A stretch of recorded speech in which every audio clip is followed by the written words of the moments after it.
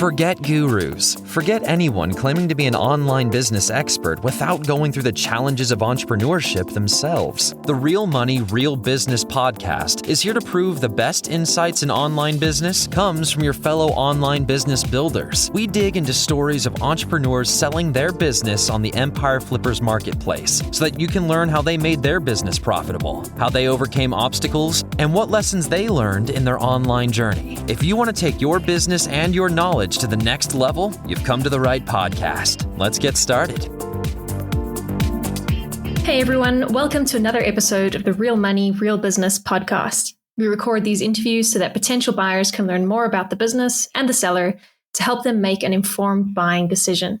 If you would like to learn more about this business, including details like what type of business it is, how much revenue and profit it makes, and all of the assets included with the business, simply visit empireflippers.com/marketplace and search for this business's listing number, which you can find in the video thumbnail and in the description. Or if you're watching this on YouTube, you can click the link in the description to go straight to the listing. So without further ado, let's get into this interview. First up, let's learn a little bit about you. Can you tell us about your background in building and running online businesses? So I've pretty much have run online businesses pretty much my whole entire life, starting up from eBay and then moving to Amazon is what I found out was like the best move for me. You know, eBay in the beginning was the one and only for e-commerce if you wanted to resell products from China and stuff like that. And then one day, one of my friends, online friends actually, never met the guy, he's like, hey, Amazon's popping off. Maybe you should check it out. So I did that. I checked it out. And what I did was some product research and finding out what products work with Amazon. And what's good about this business and running this online business that I established so far is that it has everything done for you. So it has all the listings anchored at the top. And what's cool about it is that you can see the growth year after year of how much it's increased and grown. Ideally, you know, you could grow this business, I believe, like 40% every year if you like put that effort in. And that's a little bit about my background. I pretty much have been selling online since I graduated high school. And yeah. Why are you selling the business now instead of keeping it and growing it further? A lot of the profits that came from this business, I reinvested it in real estate. And I have a couple of Airbnbs. And that is taking a lot of my time. So I kind of want to focus a lot more on the Airbnbs and real estate. And I also have like 2 YouTube channels that I'm focusing on as well. And I'm doing another Amazon FBA business in a completely different niche that I need kind of capital and resources for that. So that's the main reason why I'm selling this business rather than keeping it and growing it. Can you describe the amount and the type of work that you do on this business to maintain it? So this business is pretty much almost self-managed in a way where the listings are already anchored really high on Amazon's FBA algorithm because of all the reviews that it has.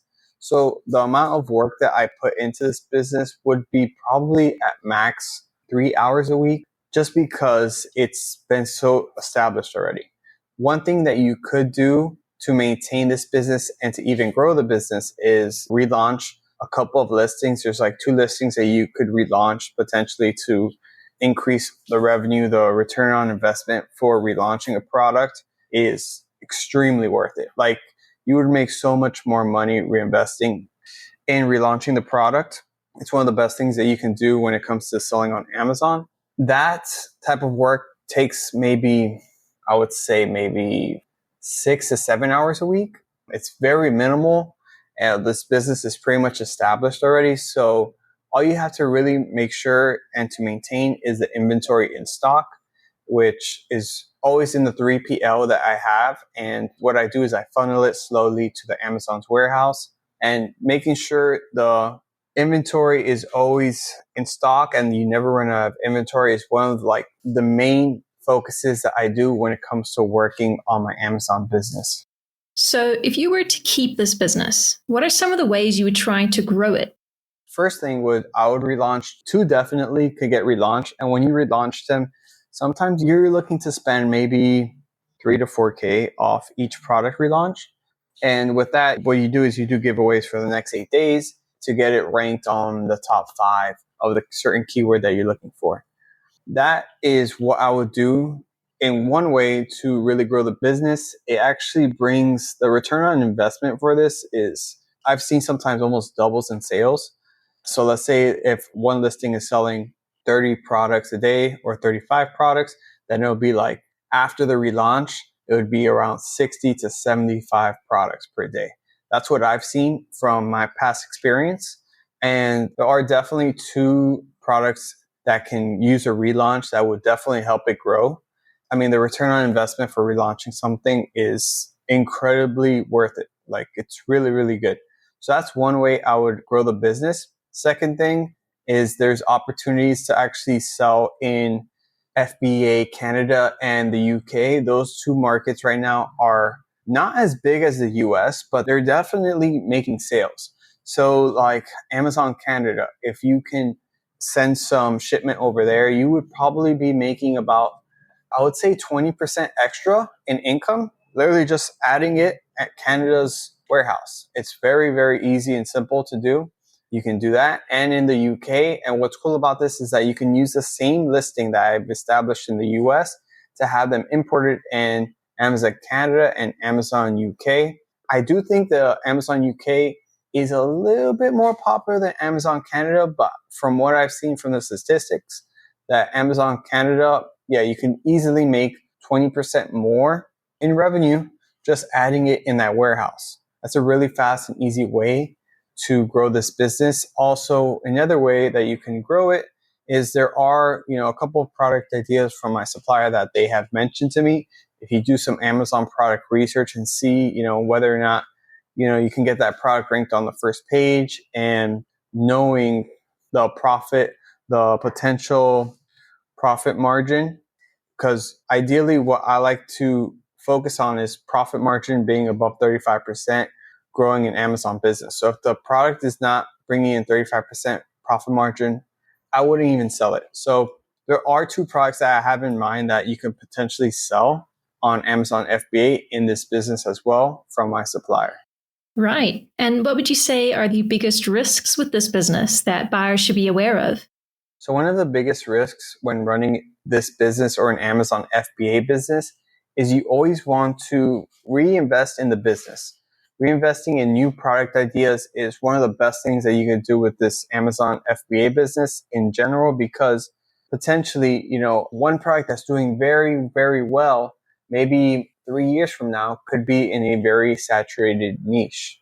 Currently, maybe it's not saturated, but maybe in the future it could be. So reinvesting in new product ideas is one of the best things that you can do to avoid risks when it comes to Amazon FBA. And, what you would want to do is grow the listing with a lot of reviews, which brings authority to the listing, which helps it anchor to the top. The algorithm for Amazon is pretty much sales and reviews. So you always want to have high reviews as much as you can to have that listing anchored to the top, like I said. But reviews is what really brings it up in the algorithm as well. So biggest risks here is products that are doing very well now could potentially not do good 5 years from now due to a lot of competition. How can you avoid this? Is by being on top of the market, being on top of the niche, knowing what competition is coming up.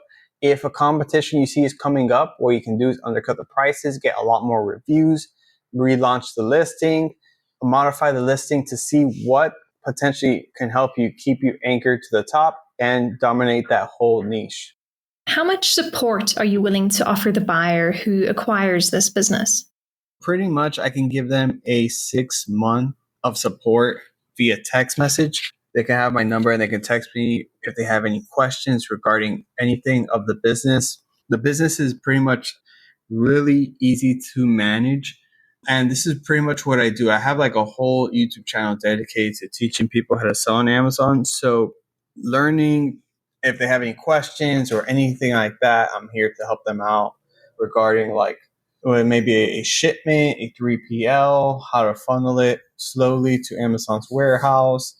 If how to increase sales. I mean, there might be a lot of questions, but I do think this company can literally grow easily like 20, 30% just off like the very small things. And if you kept like reinvesting in the business, you can easily grow at 40% every year.